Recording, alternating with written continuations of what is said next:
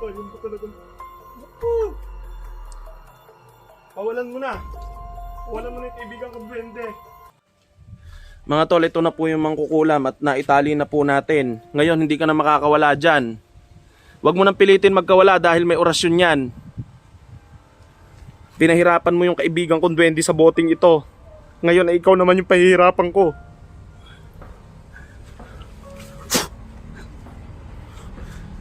Madarang ka sa init ngayon hanggang sa ikaw ay mamatay. Pakawalan mo ako.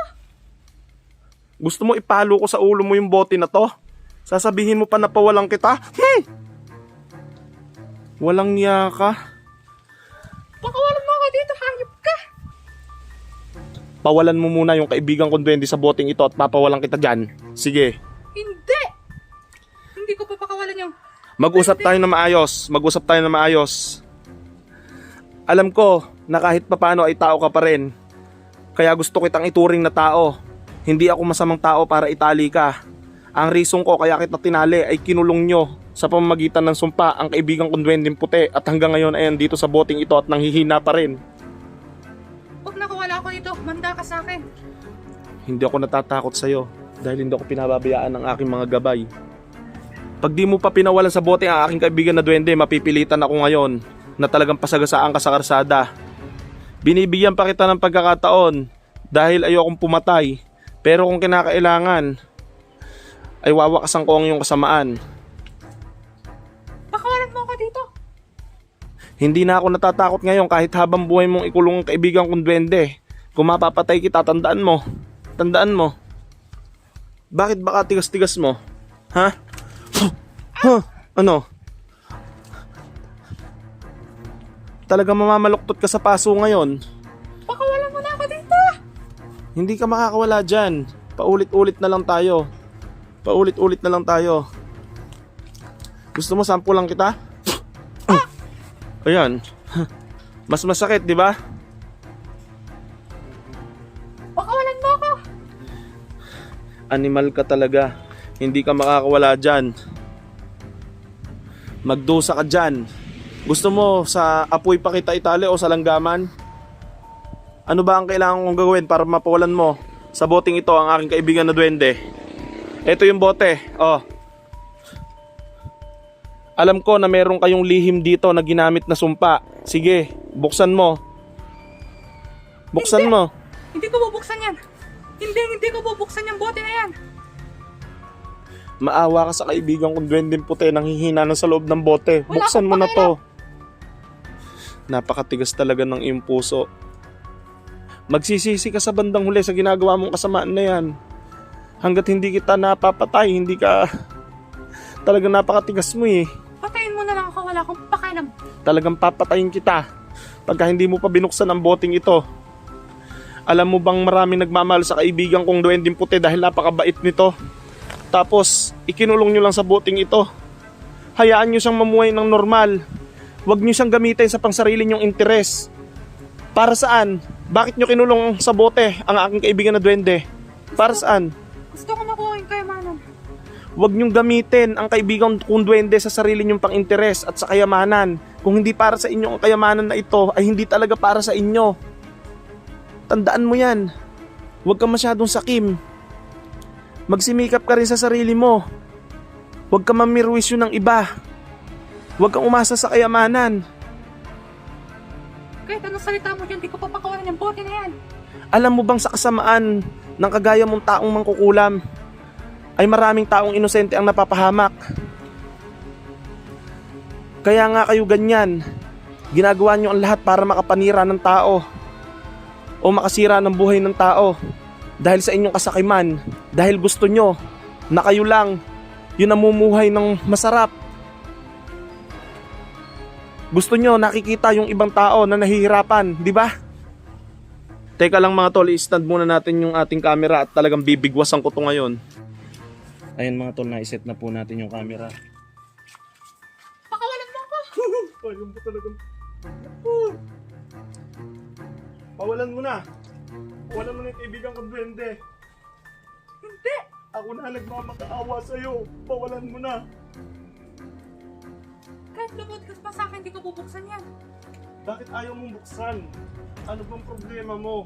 Hindi ka naman inaano ng kaibigan ko nasa loob dito na namihina na. Hindi mo pa rin binubuksan yung bote. Ano?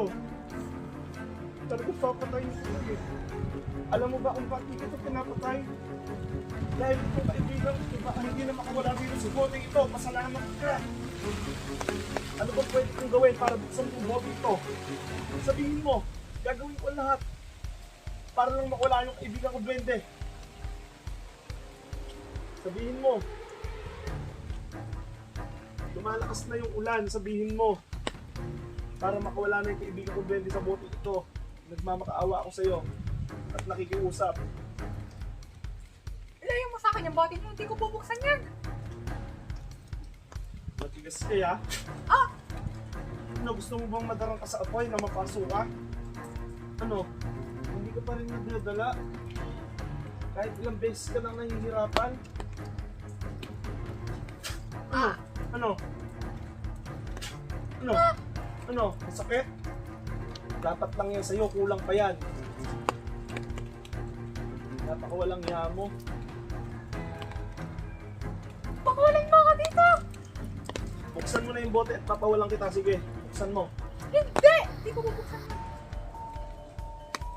Pag di mo pinawalan yung kaibigan ko, Duwende, sa bote, talagang papatayin kita. Hindi ako natatakot sa'yo. 10 na ang aking napatay. Aba, 10 na pala yung napatay mo, hayop ka, pinagmalaki mo pa. Bakit? Ano kasalanan sa yung mga tao pinatay mo? Ano kinulam mo? Kinulam mo ba? Oo. Bakit? Ano kasalanan sa'yo? Anong dahilan kung bakit mo pinatay? Anong dahilan? Naiingit ako sa kanila. Hayop ka. Ah! Bakit ka naiinggit? Bakit ka naiinggit? Magsimikap ka rin para sa sarili mo. Marami kong kilalang ganyan sa iyong tao na pinaghaharian ng inggit, na pinaghaharian ng kademonyuhan. Kaya nyo nagagawa yung mga ganyan. Dahil pala sa inggit, kaya pala animal ka. Bakit hindi ka rin magtrabaho at magsimikap sa buhay mo? Hindi yung ibang tao inaatupag mo.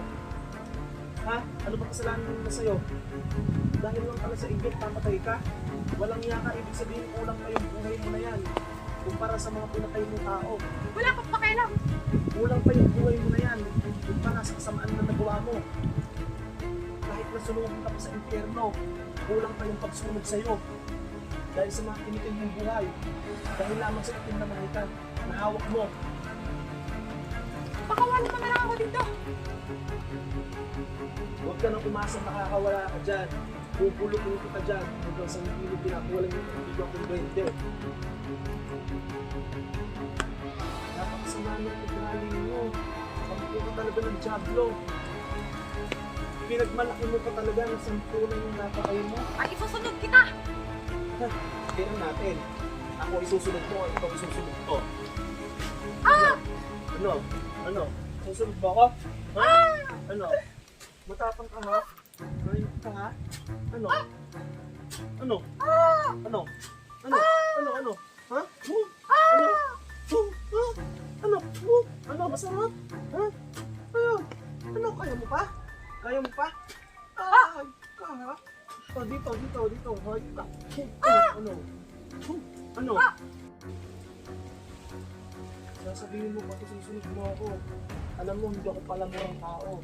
At mabait din akong tao, kung mabait din sa akin yung tao.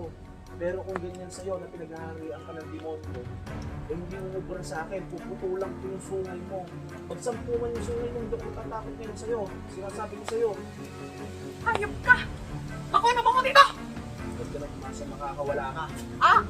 Animal ka. Nakakawalang niya ako. Sa 10 pinatay mo, hindi nalaman ng pamilya nila na ikaw pala yung pumatay. Na ikaw gagawan sa pagpatay. Hindi ka na naawa, wala kang awa. Pakawalan mo ako dito. Para saan? Para saan papawalan kita? Sumagot ka. Bigyan mo ako ng magandang dahilan. Para saan? Para saan papawalan kita?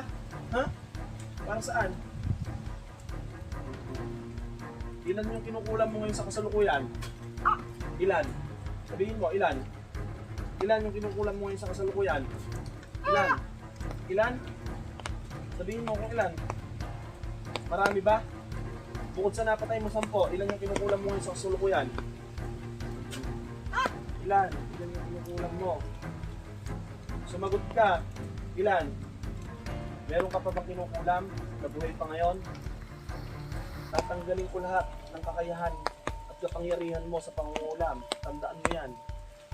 Once na maalis lang yung sumpa sa kaibigan kong pwede at makalabas dito sa bote, bibigyan kita ng pagkakataon para magbago. Napakaganda ng ino-offer ko sa'yo. Wala ko ka dito! Dahil alam ko na kahit papano, ay pwede ka pang magbago. Dahil pinagarihan ka lang ng jaglo, kaya ka nagbiganyan. Ano? Tatanggalin mo ba o hindi? Hindi! Hindi ko tatanggalin yan! Hindi ko papakawalan yung 20 na yan! Ano? Ayos ka ha? Tingnan mo ba ha? Hindi mo papawalan? Matigas ka talaga? Aabutin tayo ngayon na magdamag dito, nakatali ka lang dyan. Itatali kita ngayon sa langgaman o susunugin ko. Yung paikot ng iyong katawan na yan. Ayun ka! Ano? Hindi ka pa ba napapasok? Hindi ka pa napapasok? Papahirapan kita ngayon hanggang sa mamatay ka. Ano ka? Ano? Kukulam ka ha? Mga tol, matigas po yung mangkukulam na to eh. Kanina ko pa po pinapabuksan yung boteng ito dahil si kaibigan dyan po ay nanghihina na po sa boteng ito pero hindi pa rin po niya binubuksan yung bote. Kailangan ko po siya mga tol na mapilit na buksan yung bote para makalaya po yung kaibigan natin na duwende. Kaya ginagawa ko po ang lahat para po kausapin siya na siya na maayos. Pero talagang matigas po ito. Siguro wala nang ibang paraan kundi ang patayin to.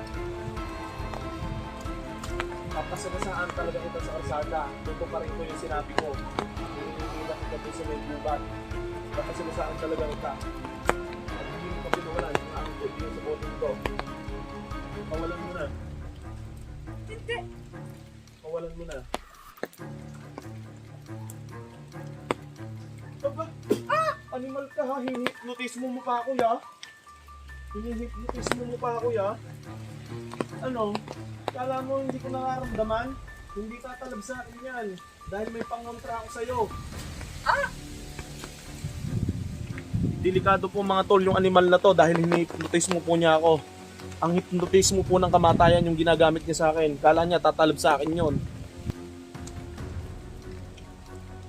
Ano? Wala ko ka dito! Awalin mo na. Ano? Ano? Ano? Ayaw mo? Ayaw mo buksan? Ano? Buksan mo? Buksan mo? Buksan mo?